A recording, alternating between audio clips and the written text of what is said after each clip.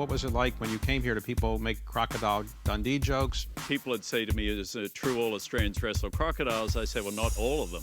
Wall Street CEOs are thought to be people that throw things at the walls and scream and yell. I think if you're the 7th of 12 children, you don't want to be the thrower. Are you in favor of repealing Dodd-Frank? That's a terrifying thought, actually, to start again, because what's going to replace it? The world doesn't want the large banks to be unregulated. You've been the CEO 7 years or so. Is pretty long. What are you telling me, David? Would you fix your tie, please? Well, people wouldn't recognize me if my tie was fixed, but okay. Just leave it this way. All right.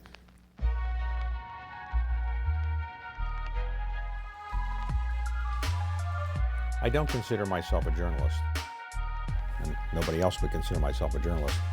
I began to take on the life of being an interviewer, even though I have a day job of running a private equity firm. How do you define leadership?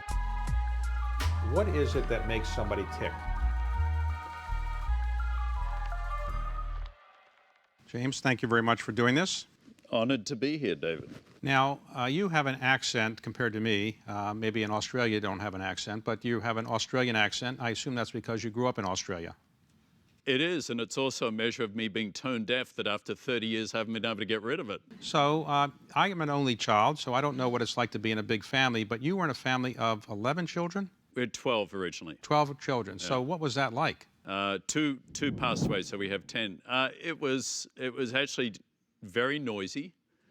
You, I think, learnt a great deal of empathy for others because you're in an environment where something was going bad every day in our household and something was going good. What part of Australia were you growing up in? Melbourne. Melbourne. So when your parents are producing new children regularly, did you ever ask them what was going on, or? Hadn't quite thought about it in that language. We didn't think of it as a production line. We more thought of it, here's Nicholas. Wow. Okay. Isn't that great? You know, your father had a job where he could afford all those kids easily? No, he was an engineer working for a large corporation, and ironically, he counseled me my whole life, never work for big business. Okay. You need to be independent, control your own firm, as he called it. He set off, he was an engineer, and he set up his own practice when he had 7 children at the age of 37 with no income. And obviously was successful. He was not particularly financially motivated. He was very intellectually curious. And to him, education, reading, ideas, debate were the essence of what our family functioned around. So you live here now, but you go back and see your siblings, and what do they think now that you're a famous person in the United States? Do they look on all of you, or they don't treat you any differently than they did when you were growing up? You mustn't know my siblings very well, or Australians for that matter. No, there's actually a cultural phenomena in Australia which I think is a truism. It's called the tall poppy syndrome, and in any field of poppies, there's always 1 or 2 flowers that grow above and they sort of they disrupt the beauty of the field, and you chop them off to keep that. And in Australia, they equate the tall poppy syndrome is that if you're extremely successful, you have a higher burden to be more modest and to give back more. There's sort of a reverse psychology. My family is great. I'm very close to my siblings. We always get together for a dinner when I'm down there, and I have a terrific time. They've all been, I guess, successful in lots of different ways. One was a stand-up comic for a while. One has been one of the top judges down there. They've all done different things and had fulfilling lives. So no, there's no awe, I can assure you of that. So you went to... Like, James, your turn to get the barbecue going, you know? So you were educated as a lawyer in Australia, so you could have practiced law, I assume, there, but you chose to come to business school in the United States. Why did you choose to not practice law and come all the way to the United States, and did you intend to stay here, or do you think you were going to go back? Well, I practiced law for 4 years, actually, and I was not very good at it. I had my 2 elder sisters were both lawyers and were both terrific. And I was more interested in being where the decisions are being made. And lawyers are, you know, their job is to create the structure in which decisions can operate and can be processed well, to clean up after there have been problems, to document and help the negotiation of things, but then they're not at the decision point. And for my career, I've always tried to get closer and closer to being the person or part of a team that's making decisions. It's just everybody has different things which excite them. But you're practicing law, presumably you're making some money, but Yep. you gave that up to come to business school in New York at Columbia? At Columbia, yeah. Columbia. And so what was it like when you came here? Did people make Crocodile Dundee jokes about Australia, or they didn't do that? They did actually. Really? Okay. And I was very lucky because I have a very ugly scar on my arm from when I played football, which I wasn't very good at, but I got a major scar from it, so I can pretend to be good. And people would say to me, is it true all Australians wrestle crocodiles? I say, well, not all of them. They, of course, leads the question, well, did you ever wrestle crocodile? Well, of course, Right, okay. it's what we do, and I show them my scars. So Okay. it was, All right, no, so but New York, I came to the States because, seriously, there was an advertisement at the time, which I think I saw growing up in Australia, but maybe I saw it in the US, which essentially said, if you can make it here, you can make it anywhere. And the concept that this was a land that if you came to, you worked really hard. I borrowed 24% interest to come here, paid for all my student loans. You worked really hard, and you could be successful here. There was a path forward, and I was fortunate to get the student visas and then a green card and ultimately citizenship, which I took 12 years ago. And I felt that, the welcoming nature of the U.S. Economy and the people and willingness to accept people who are prepared to have a go here, I thought was just wonderful. you graduated from business school, and then you went to work for McKinsey, is that That's right? right, yeah. So you wanted to be a consultant, Yeah. or at least you joined a consulting firm. And what was that like? It was great. It was sort of one step closer to where business decisions get done. You're working with management teams. You're helping companies, figure out their strategy. You're helping improve their operation. It was like going to business school for real every day. It was fantastic, and you got paid to do it. I couldn't believe my good luck. So you then went, after a few years, you were recruited by one of your clients. Was that Sounds Merrill? like I couldn't keep a job here. Well- This is not going so well. Well, they recruited you. Merrill Lynch, Yeah. Merrill Lynch recruited Dave you? Kamansky.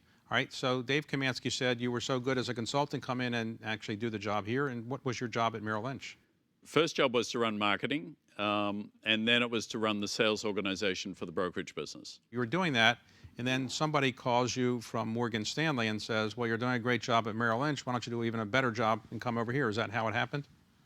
Well, they had a business that they needed fixing, and I had some expertise in that business. It actually was a very struggling business at the time. It was the old wealth management business. And John Mack called me when he got recruited back to Morgan Stanley in 2005, I think, and asked me to be part of the team, which I thought was a very exciting challenge. So I did that. So when you came over to run the wealth management business, did you ever think you'd be the CEO of something like Morgan Stanley? I did not. I told John, actually, when he was interviewing me for the job, I said, we can fix this business. I'm pretty confident about that.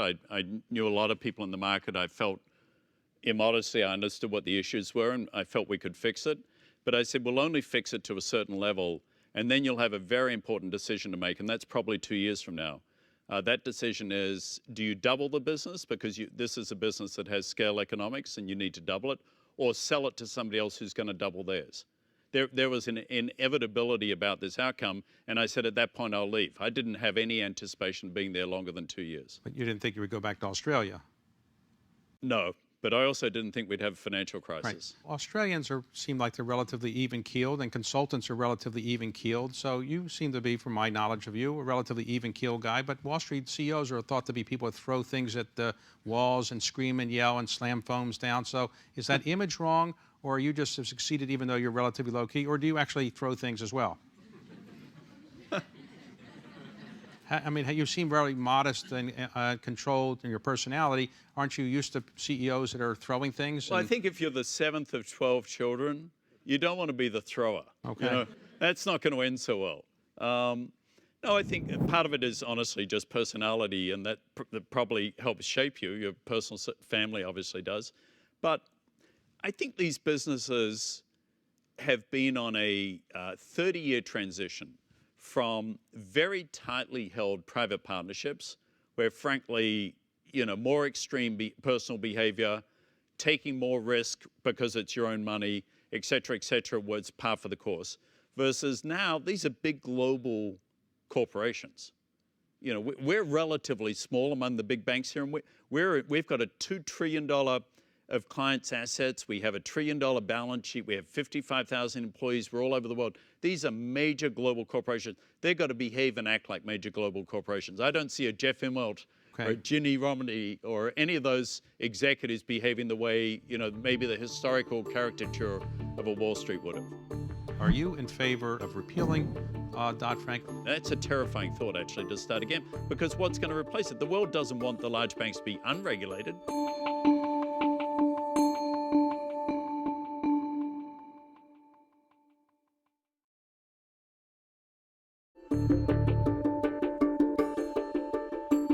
The world for people who are running Wall Street firms seems to be pretty good in the sense that Wall Street profits are high, or therefore are expectations so high that things are inevitably going to go down.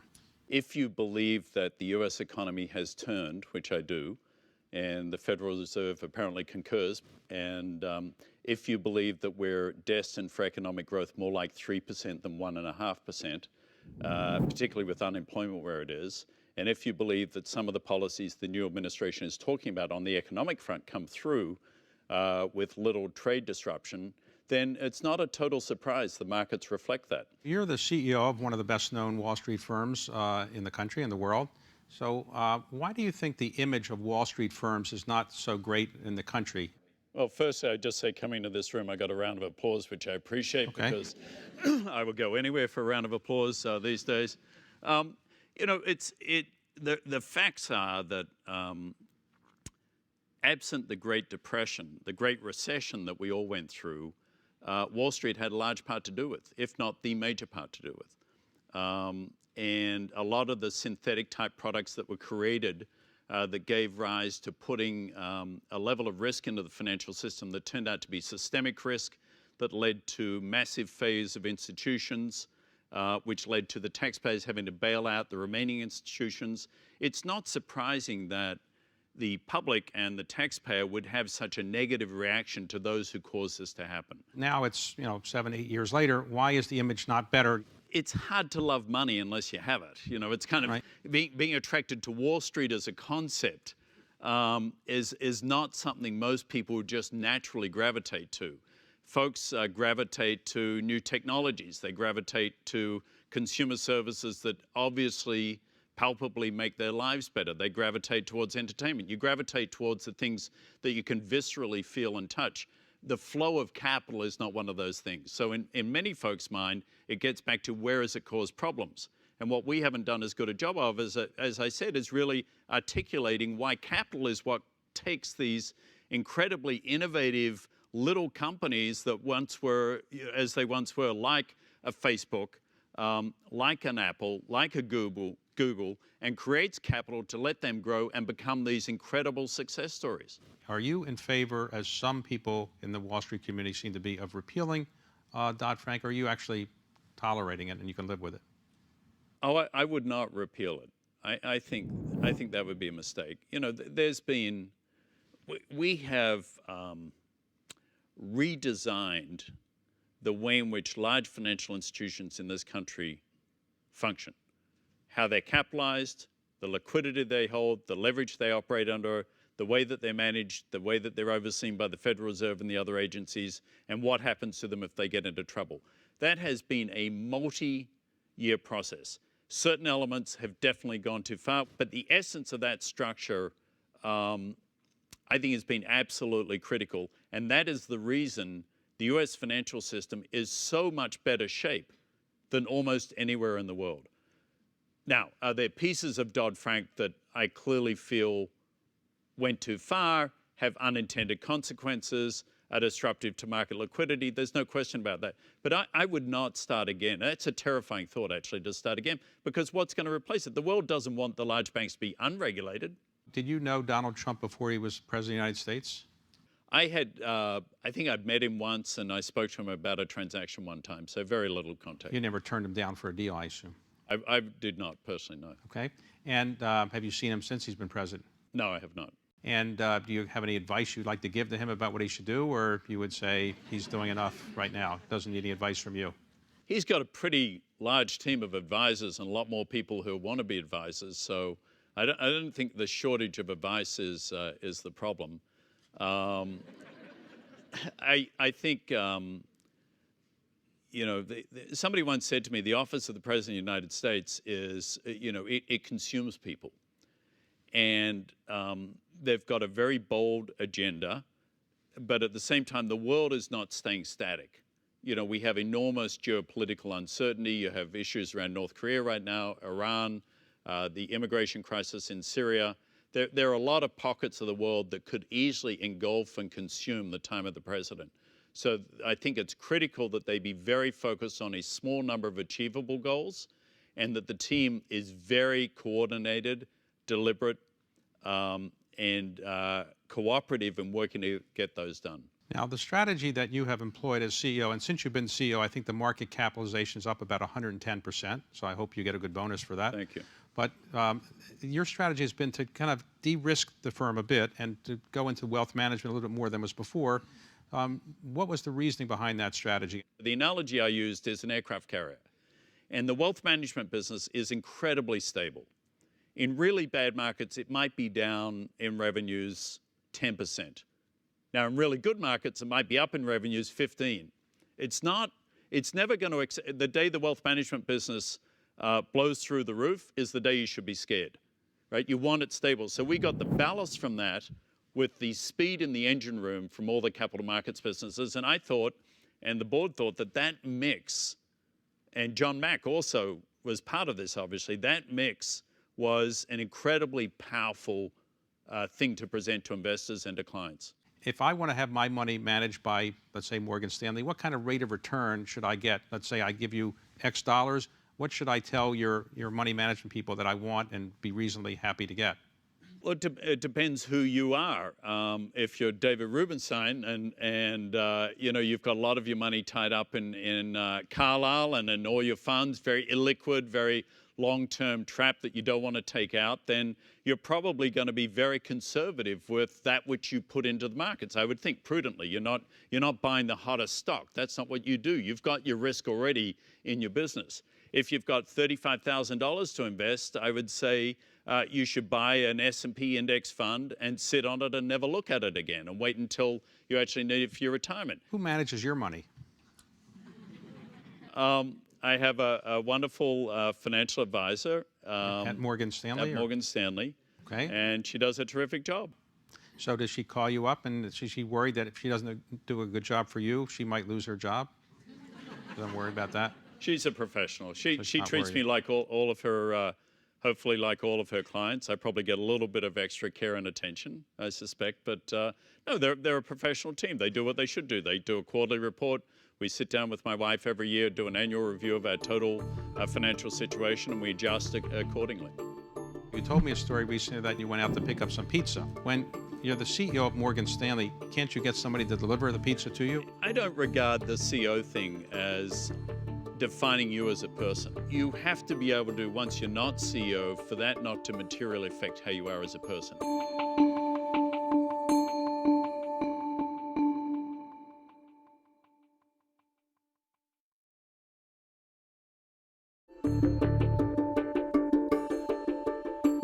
What's the greatest pleasure of being the CEO of Morgan Stanley? Do you, when you go to a restaurant, do you get people to give you your seat right away? Do you have people give you tickets to all the events you want to go to? You get tickets to Hamilton easily? I saw Hamilton recently for the first time, and wow, that was just... But you have trouble getting tickets? I assume not. Of course. Right. No, the greatest pleasure for me is, and this is going to sound hokey, but it's true, our firm has been around for a little over 80 years. For about 65 to 70 years, we were pretty, we had very few issues. I mean, you had your normal sort of growth pains, if you will.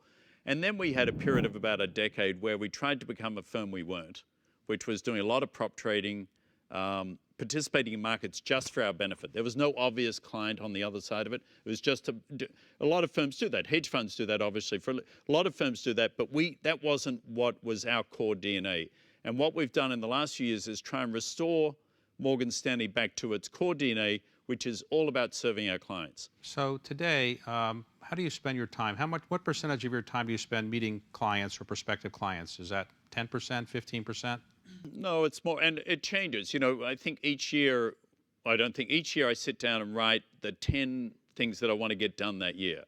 And in the early years in the job, they were very much problem issues. We owned a half-built, I don't know if you remember, but we owned a half-built casino in Atlantic City. We wrote that off. A lot of things that needed to get resolved. Happily, as time has gone on, they're resolved, and I'm spending much, much more time on client activity. A much larger part of the job now is trying to help our teams do what we're supposed to do, why we come to work every day, help our clients. What about employees? How much time do you spend rallying the troops?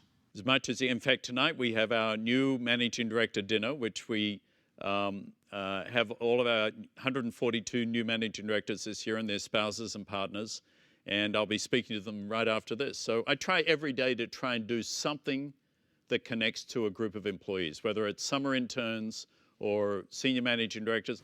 And you travel roughly what percentage of your time? I don't know, probably about a third. Now, you've been the CEO since 2010, so, and the lifespan of Wall Street CEOs, 7 years or so, is pretty long. What are you telling me, David? Well, but you're a young numbers person. up? So when you eventually decide that you might want to do something else, have you ever thought about what you might want to do? I think we all have sort of fantasies of what we'd like to do, and then reality steps in and says, actually, what are you any good at?